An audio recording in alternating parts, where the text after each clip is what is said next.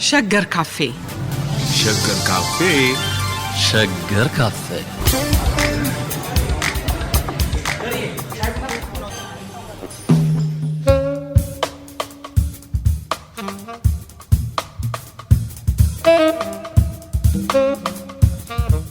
ጤና ይስጥልን አድማጮቻችን። መሬት ላራሹ የሚለው ጥያቄ መልስ ያገኘው የካቲት 25 ቀን 1967 በታወጀው የገጠር መሬት አዋጅ ነው። ይህ በኢትዮጵያ ስር ነቀል ለውጥ ያመጣ አዋጅ ቢሆንም ዛሬም የመሬት ጉዳይ ሙሉ በሙሉ ያልተፈታ ችግር ነው። ለዛሬ ውይይታችን የጋበዝናቸው ጥናታቸው በልማት በትምህርትና በእውቀት ላይ የሚያተኩረውን ዶክተር ይርጋ ገላውን ነው። ይርጋ እንኳን እንደገና በሰላም ተመልሰህ መጣህ። አመሰግናለሁ። እንኳን እንደገና ተገናኘን። ስለመጣህም ደግሞ በጣም አመሰግናለሁ። በጣም አመሰግናለሁ።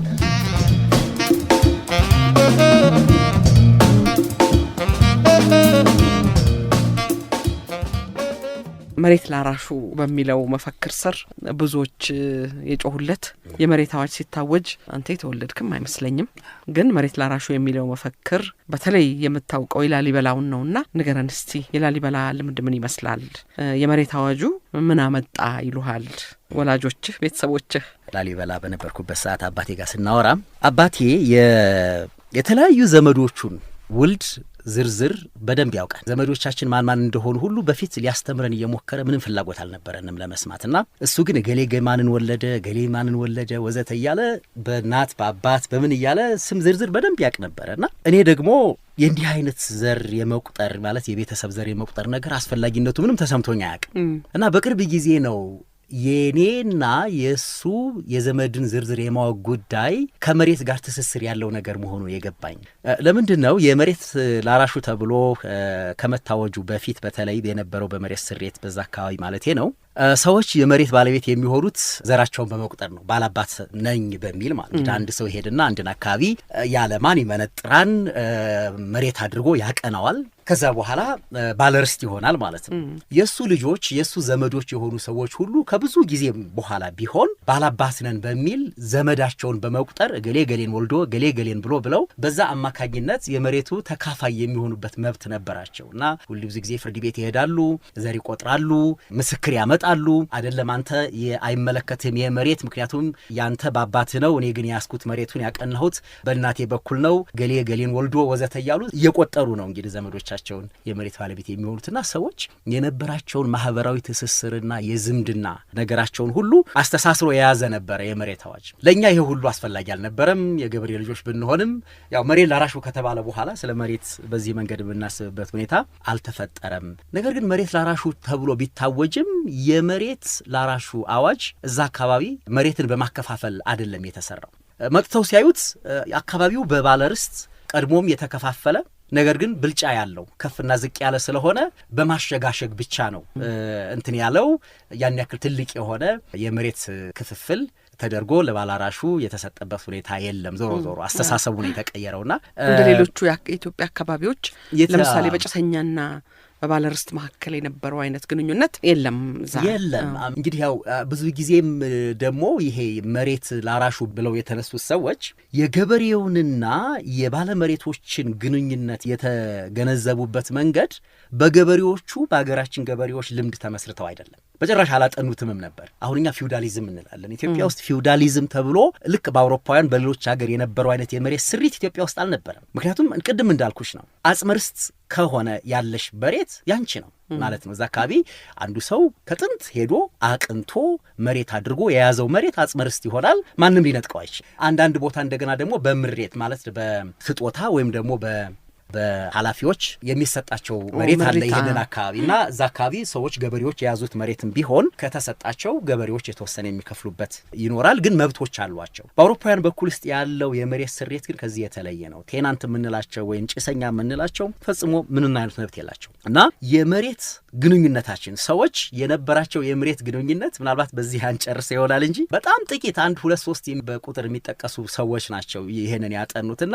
የፊውዳል ፓራዳይም የሚባለው ፊውዳሊዝም የሚባለው ነገር ኢትዮጵያ ውስጥ አልነበረም። የተለያየ አይነት የመሬት ስሪቶች ነበረ የነበሩት። የገባር ሲስተም ነበረ፣ የአጽመ ርስት የሚባል ነበረ እና ይህንን ሁሉ ባካተተ መንገድ ሳይሆን መሬት ላራሹ ወዘተ ብለን የምንጠራው ሁሉንም በአንድ ጨፍልቀን ካሁን በፊት የነበሩት ፊውዳሎች እየበዘበዟቸው ጭሰኛ አድርገው እያሰሯቸው ይኖሩ ነበር የሚለው አስተሳሰብ አይዲዮሎጂ ነው፣ ከውጭ የቀዳ ነው አስተሳሰብ ነው እና እንደዛ አይነት የመሬት ስሪት አይደለም። ይህን ስል የመሬት ስሪቱ ከዛ በፊት ፍጹም ፍትሐዊ ነው እያልኩ አይደለም። በርካታ የሆኑ ጉድለቶች አሉበት። ግን ወደ ደቡብ አካባቢ የነበረው ወደ ሰሜን አካባቢ የነበረው በተለያየ ቦታ የነበረው የተለያየ ስሪት አለው ብቻ ሳይሆን በየጊዜው የሚተኩት ነገስታቶችም ያንን በማጥፋት አይደለም አዲስ ነገር የሚፈጥሩት።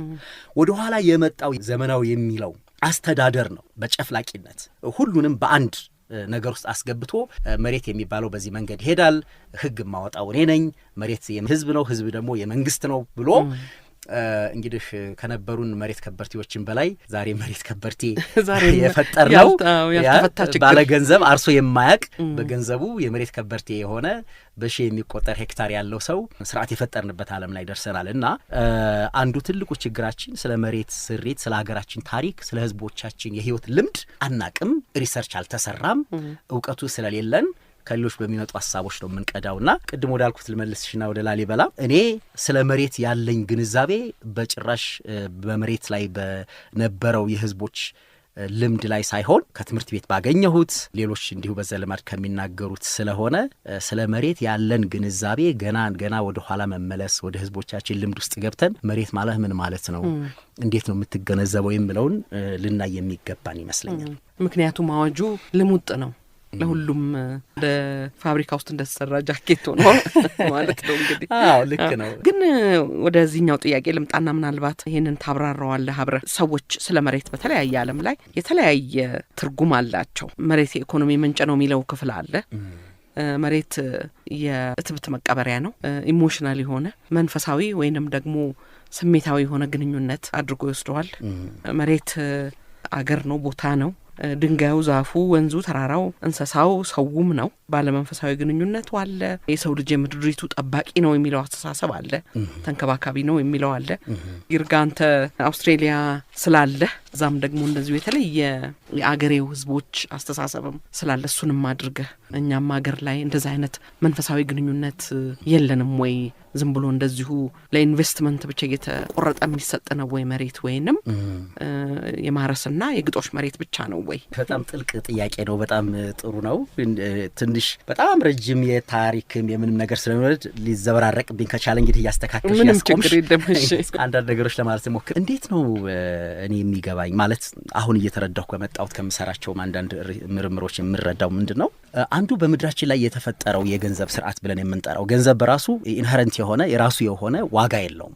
ሰዎች ስራ ሰርተው በስራቸው የሆነ ነገር የሚያዩት መሬት ላይ ወይ የሆነ እቃ ላይ ነው፣ እቃን በማምረት ነው። ብር ግን ስልጣን ያላቸው ሰዎች በማተም የሚያመርቱት ነገር እና ሆኖም ግን ሰዎች በሚሰሩትና በሚያውቁት መሬት ወይ እቃ ሳይሆን ዋጋ ለሰሩት ነገር የሚሰጡት ባለ ሀብቶች ማለት ባለስልጣኖች በሚያትሙት ብር ነው ህይወታቸውንም የሰራቸውንም ውጤት የመሬታቸውንም ዋጋ የሚተምኑት። ስለዚህ ያላቸውን ነገር እንኳን ማወቅና መገመት ምን ያክል ውድ ነው አይደለም የሚለውን ለማወቅ የሚችሉበት መሳሪያው የላቸው። መሳሪያው እነሱ በማይቆጣጠሩት በማያመርቱት ሌሎች በሚያትሙት ብር ስለሆነ ማለት ነው። ወደዚህ አይነት ባህሪ ወዳለው ስርዓት እንዴት ብለን መጣን የሚለውን ስናይ እንግዲህ በተለይ አሁን እኛ ሁላችን ከምንከተለው የምዕራባውያን አስተሳሰብ ውስጥ ሁሉ ጊዜ ምዕራባውያን ሰልጥነዋል፣ እዚህ የደረሱት ተራቀው በችሎታቸው ነው፣ የገንዘብ ስርዓትን፣ የዓለምን ግሎባላይዜሽንን፣ ፋይናንሻል ሲስተምን ፈጥሯል ወዘተ ብለን እንናገራለንና ይሄንን ከማለታችን ወደ ኋላ ወደ ታሪክ ስንመለስ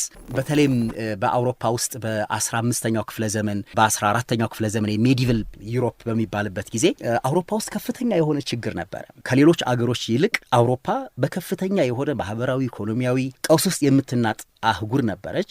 ብዙ ቦታዎቿ በእስላሞች፣ በፐርዥንስ፣ በተለያዩ ሰዎች ዶሚኔት እየተደረገች እየተያዘ ወደ እስያ፣ ወደ ህንድ፣ ወደ ቻይና የሚሄዱበት መንገድ ሁሉ እየተዘጋባቸው የነበረበት ጊዜ ነበር፣ የሮማን ኢምፓየር ከወደቀ በኋላ ማለት ነው። ከዛም በተጨማሪ አንዳንድ ሰዎች የተለየ አይነት የሃይማኖት ባህሪ ያላቸውንም ሰዎች ወይም ደግሞ እንደዚህ ጠንቋዮች ናቸው ወዘተ በማለት ሁሉ ሰዎችን በህይወታቸው ሁሉ ያቃጥሉ የነበረበት ጊዜ ነበረ።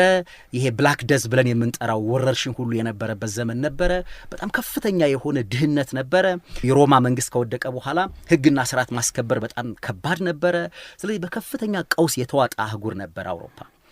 ከዚህ የተነሳ ነገስታቶቹ ወይም ደግሞ ስልጣን ያላቸው ሰዎች ትኩረታቸው ጠበንጃ ማምረት ወይም ደግሞ ሌሎችን ለማሸነፍ ጠላቶችን ሁሉ ጊዜ ለማሸነፍ የሚያስችል ጉልበትን ማከማቸት እንደ ትልቅ የህይወት ግብ የሚወሰድበት አህጉር ነበር። ህይወትን በዛ ጊዜ የነበሩ ሰዎች የሚቃኙት ህይወት ማለት በግጭት በጦርነት በልቂት የተሞላ ስለሆነ ሰው ራሱን ለማዳን የሚታገልበት የሚሟሟትበት ቦታ ነው ብለው ነው የሚያስቡት። በዚህ ጊዜ ነው እንግዲህ በ1492 እንደ ፈረንጆቹ አቆጣጠር ማለት ነው አንድ አዲስ ነገር እስካሁን የምንኖርበትን ዓለም የቀየረ አዲስ ነገር የተፈጠረው። ይሄም ምንድነው? አንድ ግለሰብ ከጣሊያን አካባቢ ተነስቶ የጣሊያናው የነበረ ሰው መጀመሪያ ፖርቱጋል ይሄዳል፣ ሐሳቡን ያማክራቸዋል። ወደዚህ ሀገር ወደ ምስራቅ ሀገር ሄጄ በዚህ በኩል ሄጄ ወደ ኤዥያ በመሄድ ከህንዶችና ከቻይናዎች ተገናኝቼ ሀብት ይዤ እመጣለሁና መርከቦች ስጡኝ ብሎ ይጠይቃቸዋል። ሐሳቡን ስላላመኑበት እምቢ ይሉታል። ወደ ስፔን ይሄዳል። የስፔኑን ንጉስ ያናግራል። የስፔኑ ንጉስና ሚስቱ በሐሳቡ በተወሰነ ይስማሙና 3 መርከቦች ይሰጡታል። እነዚህን 3 መርከቦች ይዞ ብዙ ቀን ከተጓዘ በኋላ ደሴቶች ውስጥ ሰሜንና ደቡብ አሜሪካ መካከል ያሉ ካሪቢያን አካባቢ ያሉ ደሴቶች ውስጥ ይደርሳል። የዚህ ሰውዬ ስም ክርስቶፈር ኮሎምበስ ይባላል። ይህ ሰውዬ እዛ በደረሰ ሰዓት ብዙ ሰዎችን አገኘ። ሰዎቹ መጥተው በደስታ ተቀበሉት።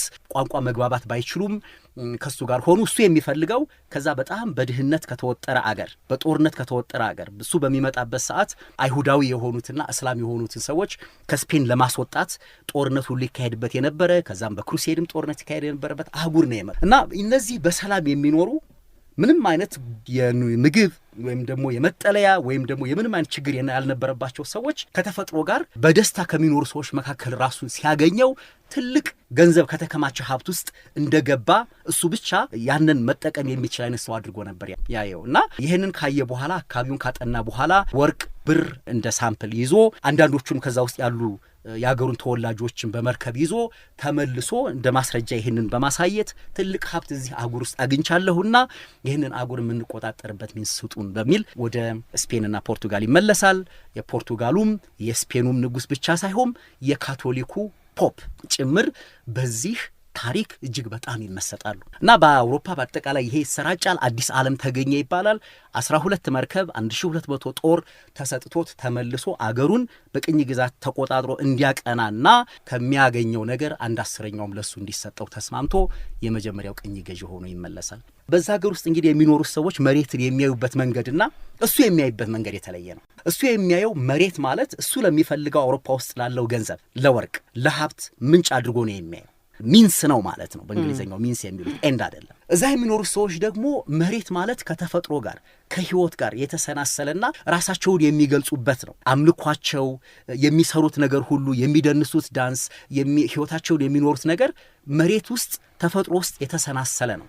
ብቻውን ቢያደርጉት አምልኳቸውን ተፈጥሮ መሬት ጋር ያለው የሚበቅለው ዛፍ አንሴስተሮቻቸው ወይም ደግሞ ከነሱ በፊት የነበሩ ሰዎች የሞቱበት የመቃብር ቦታ ህይወታቸውን ሁሉ የሚያደርጉት ከተፈጥሮና ከመሬት ጋር የተሰናሰለ ነውና ይህን ሁሉ ማድረግ አይችሉም ያለ መሬት። እሱ ግን ከመጣ በኋላ ምንድነው ያደረገው? ፖፑ የካቶሊኩ ፖፕ አሌክሳንደር ዘ ፎርዝ ይባላሉ። በ1493 እሱ በተመለሰ በአንድ አመቱ ማለት ነው አንድ ህግ ያወጣሉ ወይም ደግሞ ኤዲክት ፓፓል ኤዲክት ይባላል እና እሱ ምንድነው ያሉት? በምትሄድበት ሀገር የክርስቲያን ነገስታት ከሌለ ክርስቲያን የሆኑ ህዝቦች ከሌሉ ያገኘው ቦታ ሁሉ ቴራ ኒውሌስ ኤምፒቲ ላንድ ባዶ መሬት ነው። ስለዚህ እንድትወስደው እንድትወርሰው በዛም የምታገኛቸው ነፍሳቶች ሁሉ ወደ ክርስቶስ ለማምጣት እንደ ባሪያም እያደረክ እንድትገዛቸው ፈቅጄልሃለሁ በሚል ለአሜሪካን ከሁለት ከፍሎ በምስራቅ በኩል ያለውን ለፖርቱጋል በምዕራብ በኩል ያለውን ለስፔን በመስጠት ያንን መሬት ህዝቡ ከሚኖርበት ህይወት ምንም ሳይማከርና ሳያቅ አውሮፓ ውስጥ ቁጭ ብለው በዛ አይነት አዋጅ እንዲሰጥ ተደረገ። ከዛ 100 ሚሊዮን ህዝብ በጄኖሳይድ ተጨፈጨፈ። የሰሜን አሜሪካ የደቡብ አሜሪካ ህዝቦች እስከ 19ኛው ክፍለ ዘመን ድረስ እዛ ያሉት ያገሩ ሰዎች የመሬት መብት ይቅርና የሰው መብት እንዳይኖራቸው ተደርጎ በጄኖሳይድ አለቁ። ባዶ መሬት መፈጠር ጀመረ። እዛ የነበረው ባህል፣ ሰዎች የነበረው ህይወት ሁሉ ሲጠፋ በጣም ሰፋፊ መሬት ተፈጠረ። ከዛ በኋላ ደግሞ ያንን መሬት ለማልማት ምን ማድረግ ተጀመረ? የባሪያ ንግድ ከአፍሪካ ባሮችን በመውሰድ ከ12 እስከ 200 ሚሊዮን የሚደርሱ ሰዎችን በመውሰድ ያንን ማልማት ተጀመረ። ይህንን የምጠቅሰው ለምንድን ነው? ይህንን ትንሽ ረዘም ያለ ነገር ያመጣሁት ለምንድን ነው? ስለ መሬት ያለው ሀሳብ እንግዲህ ከዛ ጀምሮ ነው እየተቀየረ የመጣው። ዋጋ የሚሰጠው ነገር እዛም ሀገር ያሉት ያገሩ ተወላጆች ስለ መሬት የሚሰጡት ሀሳብና እውቀታቸው የነበራቸው ነገር ሁሉ እንዲጠፋ ተደርጎ በይዘው በጣም የሰለጠኑ ነበሩ። ችግር ስላልነበራቸው ጦርነትን የሚያካሂዱበት ጠበንጃ አልፈለሰፉም ነበር እንጂ የሚሰሯቸው ህንፃዎች ሌላው ሳይቀር ትንፋሻቸውን ሁሉ የሚያጣፍጥ ሽቶ ይሰሩ ነበረ ይላሉ።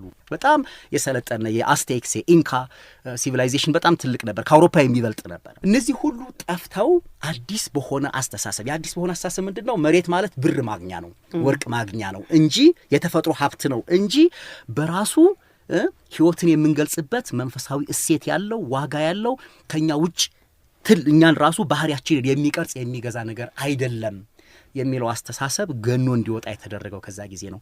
ከዛ 15ኛው ክፍለ ዘመን ጀምሮ እስከ አሁን ድረስ ባሉት 500 ዓመት ውስጥ ነው ዛሬ ካፒታሊዝም ብለን የምንጠራው ስርዓት በዚህ ላይ የተመሰረተው ማለት ነውና የካፒታሊዝም ስርዓት አንዱ ትልቁ መሰረቱ ምንድነው ማለት ነው? ሰዎች ከመሬት ጋር ያላቸውን ግንኙነት በማጥፋት መሬትን የሚያውቁበት ከመሬት ጋር ያላቸው ማህበራዊ ትስስር እንዲጠፋ በማድረግ ያንን ደግሞ በገንዘብ ላይና ባለስልጣን ኃይለኛ የሆኑ ሰዎች በተለይ አውሮፓውያን ባላቸው ነገር እንዲተካ የሚያደርጉበት አሰራር ስለተፈጠረ ነው ለማለት ነው። እንግዲህ ትንሽ ጥሩ ነው። በጣም ስለዚህ መሬትን በሚመለከት ታሪክ ምን እንደሚነግረን ነግረህናል። ዛሬ የደረስንበትም እሱንም ገልጸህልናልና ምናልባት አሁንም ቢሆን በተወሰኑ ትናንሽ ኪስ ቦታዎች ላይ በዓለም ላይ ይህንን ታግለው የቆዩ ህዝቦች አሉ። አሁንም እነሱንም ታነሳቸው እንደሆነ አላውቅም። ሌላው እጅ ሰጥቷል እንግዲህ አይደለ? ስለዚህ እሱን የምታነሳ ከሆነ ብዬ ነው ይርጋ። እሱን እንግዲህ ስናነሳ ወዴት ነው የምንመጣው? ወደ ሀገራችን ነው የምንመጣው። ወደ ኋላ እንመጣበት እንደሆነ አላውቅም እንጂ የመሬትን ትርጉም አውሮፓውያን በሰሩት ስሌት ቅድም ባልኩሽ ሳይሆን ራሳችን መሬትን በምናውቅበት ስሌት ልንኖርባት ልንሞትባት ይገባል በሚል በዓለም ላይ የተፈጠረውን ትልቅ የሆነ አንድነት የኮንሰንሰስ የምንለውን ነገር በትነው አሸንፈው የመሬታቸውንና የአገራቸውን ምንነት አስጠብቀው የቆዩ ሰዎች ያሉት እድለኞች ነን ኢትዮጵያ ውስጥ ብቻ ነው እኔ እስከማውቀው ድረስ። ያ ደግሞ አሁን ከምናከብረው የአድዋ ታሪክ ጋር የተገናኘ ነው። ወደ ኋላ ተመልሶ የአድዋ ታሪክ ከነዚህ ሰዎች ተነጥቆ በእጃዙር በአስተሳሰብ በኩል ወደ ቅኝ ግዛት ወደ አውሮፓውያኑ ነገር እንደገባ የምናይ ነገር ቢሆንም እኛ አባቶች የኛ እናቶች ተጋድሎ በዓለም ላይ ሁሉ የተፈጠረው አንዳንድ ሰዎች ኮሎምበስ ወደ ላቲን አሜሪካ ሲሄድ የሂሮሽማ ላይ የወደቀውን ቦምብ 8 እጥፍ የሚያክል ቦምብ እንደፈነዳ ይቆጠራል ይላል።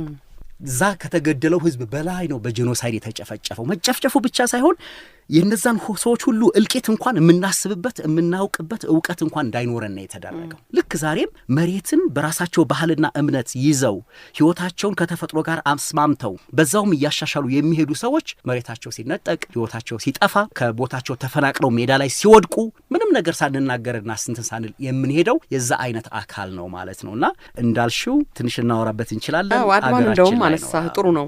ምንድነው በሚስትና በርስት ነው አይደል እንዴ የሚለው የኢትዮጵያ ጦርነቶች ህዝብ የሚቀሰቅሱበት መንገድ በርስት የሚለው በመሬት ማለት ነው አይደል?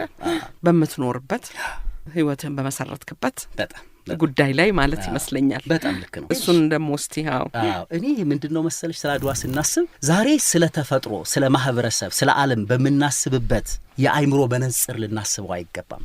ምክንያቱም ዛሬ በምዕራባውያን አስተሳሰብ ውስጥ ቆመን ሀገር እንዴት ይመሰረታል፣ ሰዎች እንዴት ተሰልፈው ወታደር ሆነው ይዋጋሉ ወዘተ የሚለውን የምናይበት በነጽርና በእኛ አገር ታሪክ ውስጥ የነበረው ሰዎች እንዴት ብለው ተስማምተውና አንድ ላይ ተነስተው ሆ ብለው ያሸንፋሉ፣ ማህበራዊ ህይወታቸው እንዴት ይመሰረታሉ የሚለው እጅግ የተለያየ ነው። ምክንያቱም በዘመናዊ ትምህርት ውስጥ አሁን በሞደርኒዝም ብለን በምንጠራው ውስጥ የሰመጥን ሰዎች የምንማረው ትምህርት ቤት ገብተን ምንድነው ከራሳችን የህይወት ወይም የታሪክ ልምድ መንግስቶቻችን እንዴት መጡ የሚለውን ሳይሆን በአውሮፓውያን ፎርሙላ መሰረት ወይም ደግሞ በውጭ ሀገር አስተሳሰብ መሰረት መንግስት የሚመሰረተው እርስ በርስ እየተገዳደለ የሚኖር አረመኔን ህዝብ ህግና ስርዓት ሰጥቶ አስከብሮ ለማስገዛት ነው በሚል አሁን የምናውቀው አይነት መንግስት ከመምጣቱ በፊት የነበረው ህዝብ በአጠቃላይ እርስ በርስ እየተጋደለ የሚኖር አረመኔ የሆነ አድርጎ በሚስል መንገድ ነው ያመጣው። ቅድም ያልኩት የሜዲቫል ፔሪየድ አውሮፓ ውስጥ ይሄ ነገር ሰርቷል። ምክንያቱም በትንሽ መሬት ውስጥ ብዙ ሰዎች ሆነው እየተገዳደሉ ወዘተ የሚኖሩበት ዓለም ውስጥ ስለኖሩ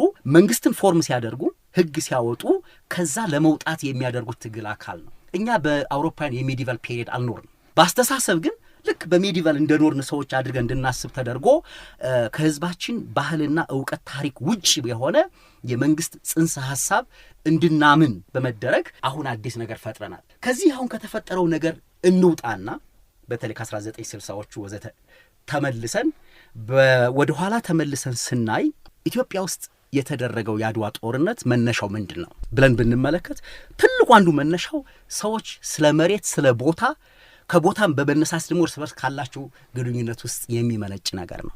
እንግዲህ ቅድም ያልኩት በዓለም ሁሉ ያሉትን ህዝቦች መሬት ግዙት፣ ንዱት፣ የግል ፕሮፐርቲ አድርገው ካልያዙት እንደኛ መንግስት ከሌላቸው ወይ ክርስቲያን ካልሆኑ መሬቱ የናንተ ነው፣ እነሱን አሰልጥኗቸው፣ እነሱ ኋላ ቀር ናቸው፣ ዋጋቢስ ናቸው የሚል አስተሳሰብ ከኮሎምበስ አሜሪካ መያዝ ጀምሮ እያደገ መጥቷል።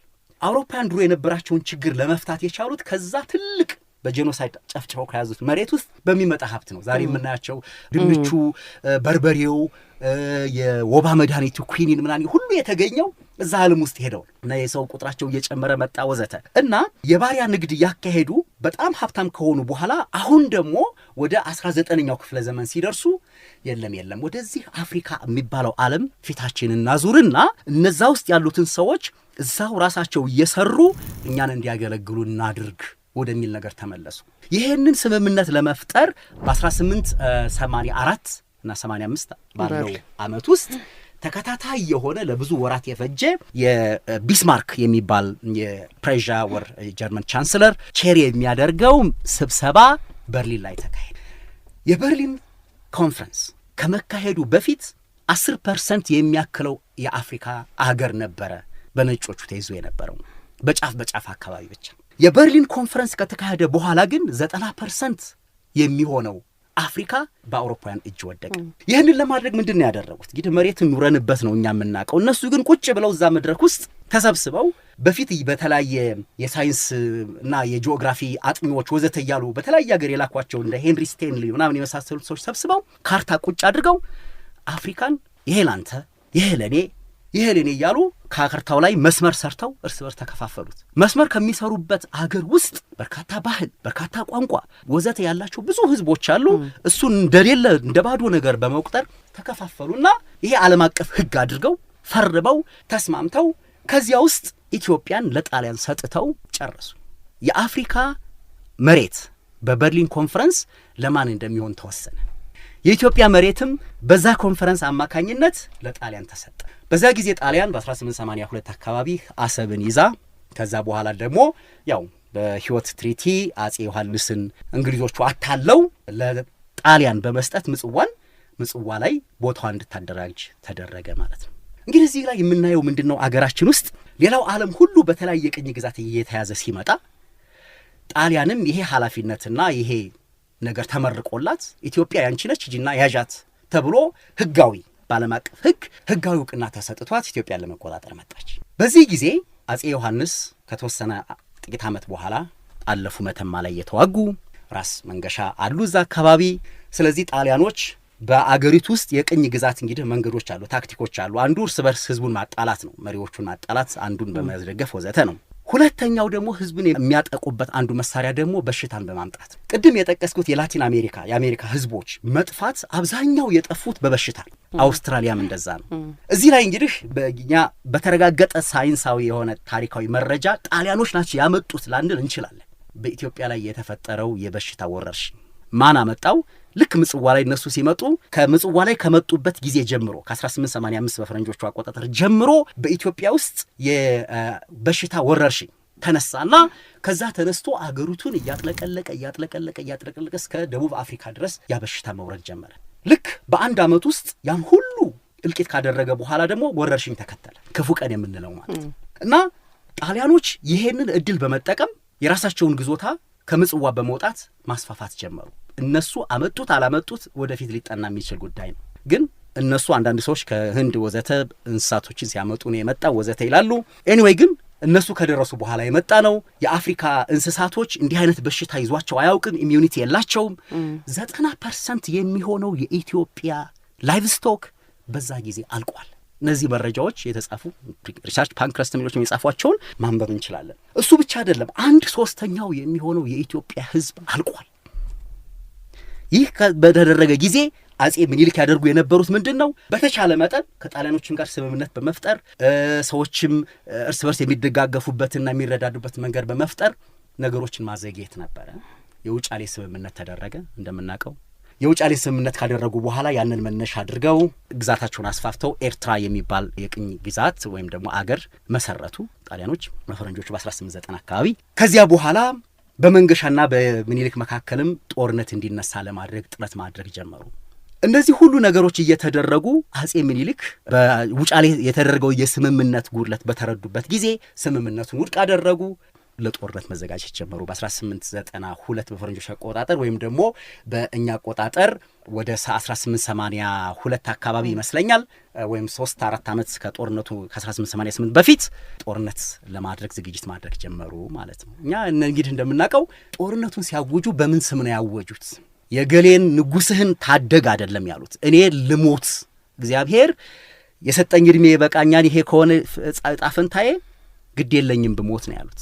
ውጣና ታገል ብለው ያንን ጥሪ ያስተላለፉት ለሀገርህ ወይም ለርስትህ፣ ለሚስትህ፣ ለሃይማኖትህ ስትል ነው። ይሄንን ከሌለህ ሰብአዊ መብት ወይም ዲግኒቲ የሚባለው የሰብአዊ ክብር የለህም ነው። የቅኝ ግዛትም ትልቁ መነሻና ትልቁ ቁም ነገር የሰውን ሰብአዊነት በማጥፋት ያ ሰው ዝቅተኛ ፍጡርና ኋላቀር ፍጡር ነው አድርጎ በመቁጠር የነጮች ተቀጽላ ልክ የነጮች እንስሳ የቤት እንስሳ ለማድረግ የሚሰራ ስለሆነ ክብርህን አስጠብቅ በሚል እንግዲህ ያ ጦርነት ሲነሳ ነው ወደ 100,000 የሚደርስ ህዝብ ዛሬ እንደምናስበው ወይም በስቴት ኦፍ ኔቸር በምዕራባውያን አስተሳሰብ ሰዎች የሚኖሩት እየተጣሉ ነው እየተፋጁ ነው እንደሚለው ቢሆን ከተለያየ ቋንቋ ከተለያየ ብሔር የመጣ ሰው እስከ 150 ቀን ድረስ በእግሩ ተጉዞ በሄደበት ትልቅ ቦታ ላይ ተስማምቶ አንድን ጦር ትልቅ የሆነ የሰለጠነ ጦር አሸንፎ ሊመጣበት የሚችል እድል ሊኖር አይችልም ነበር። እዛ ላይ የምናስበው ያንን ሁሉ የተለያየ ባህልና ቋንቋ ያለውን ህዝብ አንድ አድርጎ የያዘው አንድ አይነት ተመሳሳይ ነገር የሰጠው ምንድን ነው ካል መሬት ነው።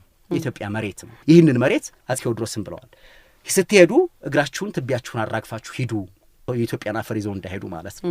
እና ስለ መሬት ያለውና ስለ ምንነት ያለው ነገር ከማንነት ኢትዮጵያዊ የሆነው ስለ ስነ ልቦና መሬትን በሚመለከት ኢትዮጵያዊ ብሎ ሲታሰብ ልክ አሁን ዛሬ እንደምናስበው ይሄ ከመሬት ጋር ግንኙነት የሌለውና የምዕራባውያን አስተሳሰብ ቀስሞ የመጣው ሰው በተለያየ የምዕራባውያን ቲዮሪ በማክስ ዌበር ሊሆን ይችላል ይሄ ወይም ደግሞ በሶሻሊስቶች ወዘት እንደሚገልጸው ሳይሆን በህይወት ልምዳቸው በባህላቸው የሚያውቋት ኢትዮጵያ ማለት ነው። እንደውም ይርጋንተ 3 አይነት ኢትዮጵያዊ ፈጥረናል ትላለህ። ምን ለማለት ፈልገህ ነው? ለምንድን ነው ያያይዘህ? ጥሩ ጥያቄ ነው። ለምንድን ነው መሰለሽ አንዱ ይሄ ያው ቅድም እየጠቀስኩት የነበረው በበርካታ የዓለም ህዝቦች ላይ የደረሰው ጭቆናው ብዙ ጊዜ የሚደርስባቸው በመልካም ነገር ስም ነው። ለምሳሌ ቅኝ ግዛት ሲያዙ ሰዎች ምንድን ነው ያሏቸው? ልናሰለጥ እናንተ የኛ ሸክም ናችሁ ነው these people are the white man's burden። ስለዚህ አንድ ስዕል ሁሉ ካርቶን አለ። አንዳንድ ነጫጭ አንክልሳምና ምናምን የሚባሉ ሰዎች ጥቋቁር ሰዎችን በትልቅ እንትን ነገር ተሸክመው ጀርባቸው ላይ ወደ ተራራ የሚወጡት ከተራራው ጫፍ ላይ የተቀመጠችው ደግሞ ሲቪላይዜሽን ነች፣ ዌስተርን ሲቪላይዜሽን። ስለዚህ ነጩ ሰው ጥቁሩን ህዝብ ተሸክሞ ፓጋን ፕሪሚቲቭ የሆነውን ወደ ስልጣኔ ሊያደርስ ማለት ነው። እነዛ ነጭ ሰዎች የኛ ልሁቅ ሊቃኖች ሆነዋል ዛሬ። ስለዚህ ሁል ጊዜ ጭቆና ሲደረግ በባርነት ሲያዙ ወይም ደግሞ በቅኝ ግዛት ሲያዙ ሁል ጊዜ የሚሰጠው የበርሊን ኮንፈረንስ ቅድም ብያለሁ አይደል? ብናነበው በጣም በሚያስቅ ሁኔታ ለጥሩ ነገር እንደሚያደርጉ ለማሰልጠን ለመልካም ነገር ሰላምን ለማስጠበቅ እንደሚያደርጉ አድርገው ነው ህዝቡን ሁሉ የሚቀራመቱ። ጨለማውን አለ ብርሃን ይዞ ብርሃን እና ምንድነው ይሄንን በመልካም ነገር ነው የምለው ምንድነው ስለ ሀገር እያወራን ስለ መሬት እያወራን ግን ስለ መሬት ልምድ ሳይኖረን ወይ ስለ መሬት ልምድ ያላቸውን ሰዎች ሳንጠይቅ እንዲሁ በዘፈቀደ በትክክል የምናቅ መስሎን የምንናገር ሰዎች የምናወራት ኢትዮጵያ በልምድ ላይ የተመሰረተች ኢትዮጵያ አይደለች። አሁን ቅድም ያልኩሽ አድዋ ላይ ከየቦታው ተሰብስበው የወጡ ገበሬዎች፣ ከብት አርቢዎች፣ ነጋዴዎች፣ የሃይማኖት ሰዎች፣ ከልዩ ልዩ ሃይማኖት ከልዩ ልዩ ባህል የመጡ ሰዎች፣ ተራ የሆኑ ሰዎች፣ ህይወታቸውን የሚኖሩ ሰዎች መሬታቸውን ወይም አገራቸውን እንዳያጡ ሃይማኖታቸውን እንዳያጡ በመሬት ላይ ያላቸውን ክብር ቤተሰባቸው እንዳይበተን እነዚህን ለመጠበቅ የወጡ ሰዎች ራሳቸውን የተከላከሉት ከቅኝ ግዛት የወጡ ሰዎች ይሄ ካለቀ በኋላ ዘመናዊ የሆነውን የምሁራን አስተሳሰብ ስናመጣ ከዚህ ሁሉ አጀንዳ እንዲገለሉ ነው የተደረገው። መሬት ላራሹ ብንልም ስለነሱ ልምድ አናወራም። ልማት ወዘተ ብንልም ከነሱ ይልቅ ለሌሎች አሳልፈን የምንሰጥበት ሁኔታ ነው ያለው አሁን ያለው ሁኔታ ማለት ነውና በመንግስት እጅ ነው በግል እነዚህ ሁሉ ሆነና ሶስት ኢትዮጵያዎች አሉ ወዳልኩሽ ነገር ስመለስ እኔ ለምንድን ነው እንደዛ ምለው ይሄ በምዕራባውያን ንጽረተ ዓለም ወይም አስተሳሰብ ወይም አይዲዮሎጂ ብለን በምንጠራው መንገድ አገራችንን ማየት ከመጀመራችን በፊት ሰዎች ኢትዮጵያን የሚያውቁበት መንገድ ከልምዳቸው በመነሳት ነው። አገሬ ተራራሽ ወንዝሽ ሸንተረሽ ሲሉ በሐሳብ በስዕል አይደለም የሚስሉት። ተራራውን ወጥተውታል፣ ሸለቆውን አቋርጠውታል፣ መሬቱን አርሰው የመሬቱን ሽታ ያፈሩን ወዘተ በሕይወታቸው ያውቁታል። ዛፉን ሲያርፉበት ሰው ሲሞት የመሬቱን ባህሪ በደንብ ያውቁታል። ኢትዮጵያ ማለት በሐሳብና በተግባር በልምድ ልዩነት የሌላት አንዲት አይነት አገር ነች። ችግር ቢኖርባትም ረሃብ ቢኖርባትም ስለ ኢትዮጵያ የሚያውቁት ነገር ከልምዳቸው የመጣ ነው። ያቺ ኢትዮጵያ የመጀመሪያዋን አንዷ ኢትዮጵያ እናርጋት። የተለያየ ባህል የተለያየ ልምድ ቢኖራትም ችግሮችም አልፎ አልፎ ቢኖሩ ከሰዎች ሕይወትና ልምድ የመነጨችው ኢትዮጵያ ያቺ ኢትዮጵያ የመጀመሪያዋ ኢትዮጵያ ነች። ኋላ ግን ሁለት አይነት ኢትዮጵያዎች ተፈጠሩ። መቼ ኢትዮጵያን የምናውቅበት ውስጣዊ ሕይወትና ልምዳችን ቀርቶ ዓለምንም አገራችንም ራሳችን የምናውቅበትን ሐሳብ ከሌሎች ማምጣት ስንጀምር ኢትዮጵያ ማለት ምንድነች ብለን ስንማር ወደ ገጠሩ ሄደን ህዝቡን ጠይቀን እንድንማር ሳይሆን ከአንድ ክፍል ውስጥ ተቀምጠን ትምህርት ቤት በሚባል ቦታ ውስጥ ታጥረን አይምሮአችንን አጥረን ኢትዮጵያ ማለት ምን እንደሆነች፣ ተራራ ምን እንደሆነ፣ ስልጣኔ ምን እንደሆነ፣ ህዝቦቻችን ምን እንደሆነ ኢንዶክትሪኔሽን የሚባለው አይነት ማለት ነው።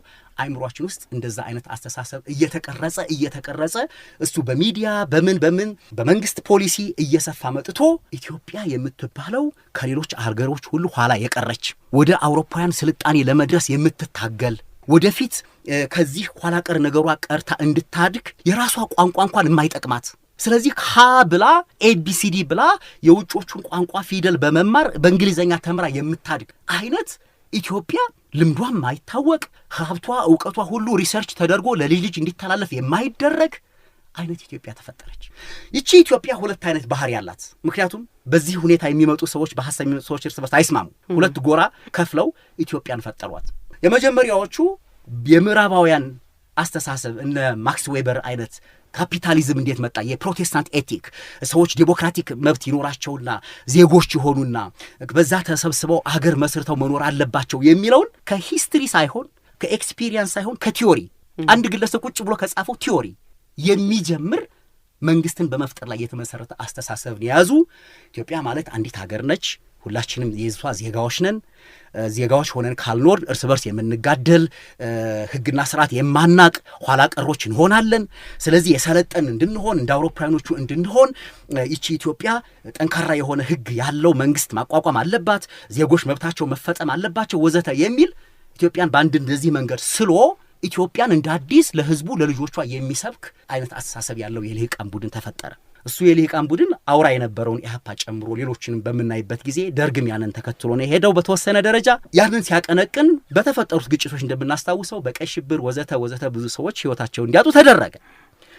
በዚህ ቫኪዩም ደግሞ የተፈጠረችው ሌላኛዋ ኢትዮጵያ የለም በግለሰቦች ሳይሆን ኢትዮጵያ ብለን የምንጠራት ነገር ከልዩ ልዩ ጎሳ ከልዩ ልዩ ባህል ውስጥ ያሉ ህዝቦች ህግና ስርዓት ኖሮ በጋራ ተስማምቶ የሚፈጥሩት አገር ከሌለ እርስ በርስ እየተጋደሉ እርስ በርስ እየተዋጉ የሚኖሩባት የእልቂት ምድር ስለሆነች አንዱ አንዱን ጨቁኖ አንዱ አንዱን ረግጦ የሚኖርባት ስለሆነች ኢትዮጵያ የምትባል አንዲት አገር ለመፍጠር ከልዩ ልዩ ብሔርና ጎሳ ያሉ ሰዎች እርስ በርስ ያላቸውን ድንበር አቻችለው ህይወታቸውን የሚፈጥሩባት አዲስ መንግስት መፍጠር አለብን በሚል አሁን ደግሞ በዘር ወዘተ የተመሰረተች አዲስ ኢትዮጵያን የሚሰብኩ ተፈጠሩ ማለት ነው። እነዚህ ሁለት ኢትዮጵያን የሚሰብኩ ሰዎች አንደኛዎቹ የግለሰብ መብት ይላሉ፣ አንደኛዎቹ የብሔር ብሔረሰቦች መብት ይላሉ። መልካም አይነት ነገሮች በውስጣቸው አልፎ አልፎ ቢኖራቸውም ትልቁ ጉድለታቸው መነቀል ነው። መነቀል ማለት ምንድነው? ኢትዮጵያ ካልኳት መጀመሪያ ከጠራዋት መሬት ላይ ካለችው ኢትዮጵያ ስራቸው የተነቀለ ከመሆኑ የተነሳ እስከ ዛሬ ድረስ በመቶ ድረስ የሚደርሱ ፓርቲዎች ቢኖሩም በርካታ ምርምር ቢሰሩም በንግግራቸው በፕላናቸው በህይወታቸው ሁሉ 80% ወዘተ የሚሆነውን ህዝብ የማያሳትፍ ምን ይሆን ያወሩ እንደሆነ እንኳን ህዝቡ የማያውቀው አይነት ዝም ብሎ አየር ላይ የሚኖሩ አይነት ሰዎች ሆኑ። እነዚህ ሰዎች የሚፈጥሯት የሚያወሯት የሚተነትኗት ኢትዮጵያ ከህዝቡ ህይወት ጋር የተሳሰረችው የመጀመሪያው ኢትዮጵያ አይደለችም። ስለዚህ ፖሊሲ ቢያወጡ ስለ ገበሬው መናገር አይችሉም። የገበሬውን ህይወት መሰረት ያደረገ አይሆንም። ህዝቡ ይሄ እኮ የኔ ጉዳይ ነው፣ ስለዚህ የኛ ችግር ልትፈቱ ነው፣ የኑሮች ውድነታችን ልትፈቱ ነው፣ እንዲህ አይነት መፍትሄ እኮ አለን ችሎታ አለን ብሎ ሊያማክራቸው አይችልም። ከዚህ የተነሳ ዛሬ አንድም የፖለቲካ ፓርቲ ወይም ድርጅት በጣም ዝርዝር በሆነ መንገድ የአገሪቱን አብዛኛው ህዝብ መሰረታዊ የሆነ ችግር ለመፍታት የሚያስችል ፖሊሲ መቅረጽ ይቅርና ቀርቦ እንኳን የሚያወያይና የሚያቅ አለ ብሎ መናገር አይቻልም። ስለዚህ እንግዲህ ኢትዮጵያ የተነቀለች ከመሬቷ ከአየሯ የተነቀለችና በአውሮፓውያን ሐሳብ የምትሰራ ልሂቃኖች በእንግሊዘኛ የኮረጁ ከዚህ ከዛ ያወናበዱ በሚያመጧት ሐሳብ የምትሰበክ ልጆች ደግሞ የተወለዱት ከነዛ ገበሬዎች የተወለዱ ልጆች ደግሞ የሀገራቸውንና የአባቶች እናቶቻቸውን ጣዕምና የመሬትን ዋጋ እንዳያውቁ ዋጋን የሚያውቁት መሬትን የሚለኩት ራሱ በሚሰጠው ጥቅምና ባላቸው ግንኙነት ሳይሆን ባለሀብቶቹ ወይም ደግሞ ባለስልጣኖቹ በሚሰጡት ብር ብቻ እንዲሆን በማድረግ ዛሬ የኢትዮጵያ ትልቁ አንገብጋቢው ችግር የመሬት አለማግኘት ነው። ለብዙ ገበሬዎች በአብዛኛው 60% የሚሆነው የኢትዮጵያ ገበሬ ከጥንት ጀምሮ ተከፋፈለ ከምንለው ጊዜ ጀምሮ አንድም የመንግስት ፖሊሲ ተነስቶ ለገበሬዎች ተጨማሪ መሬት ለመስጠት ብዙ ልጆች ወልደዋል፣ እያከፋፈሉ ጨርሰዋልና ይህን ያክል ሺህ ገበሬዎች ስላሉ ይህንን መሬት እንስጣቸው ብሎ ለገበሬ የሚጨነቅ ግን ስለ ገበሬ ብዙ እየደሰኮረ ይህን የሚያደርግ ሰው ያልተፈጠረበት። ስለዚህ የመሬት ላራሹን ውሸት የሚያደርገው በብዛት ስናይ ከሌላ የመጣን ሶሻሊስቶቹ ወዘተ ይዘው ሌላ ቦታ ይታገሉለት የነበረውን መፈክር በመውሰድ ስለ መሬት ምንነት ጭራሽ ሳያውቁ የጮሁ አይነት ሰዎች ናቸው ወደሚል ነገር ሁሉ የሚመራን አንዱ ይሄ ነው ማለት ነውና እንግዲህ መሬት ውስጥ አራተኛዋ ኢትዮጵያ ወደ መሬት ማረፍ አለባት ነው የምትለው። ከተቻለ ወደዛ የምንመጣበት ነው። ከራስ ጋር መታረግ፣ የኛ የሆነውን ነገር ዋጋ መስጠት ስንጀምር የመሬትን ሽታ፣ የመሬትን ጣም፣ የአየርን ጣም ሴንስ ኦፍ ፕሌስ የሚሉት ነገር አለ አንዳንድ ሰዎች፣ ወይም ደግሞ ከመሬት ጋር የተዋሃደ ማንነት። የሰው ልጅ አንዱ ባህሪያችን ህይወታችን በተለያዩ ነገሮች ሊጻፍ ይችላል። የሆነ ሽታ ሸቶሽ ወይም የሆነ ቦታ ቁጭ ብለሽ አንድ ተራራ ወይም አንድ ሰፈር ወይም በበዓል ጊዜ የሚጋገረው የዳቦ ሽታ ወዘተ የሆነ ቦታ ትዝ የሚልሽና የሚናፍቅሽ ነገር ይፈጠራል። ህይወታችን የቦታ መቀመጫ ሆኖ የሚሄድም ነው። የቦታ የምንለው ነገር በውስጣችን ሊኖር ይችላል ማለት ነውና ከቦታችን ጋር ያለንን ትስስር ዋጋ በመስጠት እሱን በማሻሻል ላይ የተመሰረተ ነገር ለማድረግ የምንችልበትን እድል እንድናገኝ እመኛለሁ እንጂ አሁን ባለው ሁኔታ ስለ መሬት እና ስለ ህዝብ፣ ስለ ገበሬ ህይወት የተሻለ ሐሳብ አለኝ ብሎ ለማውራት የሚያስችል የሞራል ልዕልና ያለው የፖለቲካ መሪ ወይም ደግሞ ልሂቅ አለ ብዬ እኔ መናገር አልችልም። ምክንያቱም የትኛዎቹም ከገበሬዎች ጋር ሲያወሩ አላየኋቸውም። በእርግጥ አንዳንድ የጻፉ ሰዎች ይኖራሉ። ይርጋ እንግዲህ ከ50 ዓመት በኋላ የመሬት አዋጅ ምንድን ነው ይዞልን የመጣው የሚለውን ነው ለማየት የሞከር ነው። በጣም ነው የማመሰግነው። ወደፊትም እንደዚሁ እድሉ ሲገኝ አዲስ አበባ ከተማ ሳገኘህ በአንዳንድ ጉዳዮች ላይ የምታተኩረው አንተ በትምህርት በልማት በእውቀት ላይ ስለሆነ እነዚህ ደግሞ በሀገራችን ብዙ ውይይት የሚያስፈልጋቸው ጉዳዮች ስለሆኑ ወደፊትም እንደዚሁ ተገናኝተን በሰፊው እንወያያለን ብዬ ተስፋ አደርጋለሁ። አድማጮቻችን ከኛ ጋር ስለነበራችሁ በጣም አመሰግናለሁ። እኔ ይርጋን አመሰግናለሁ። እኔ በጣም አመሰግናለሁ። እግዚአብሔር ይስጥልኝ።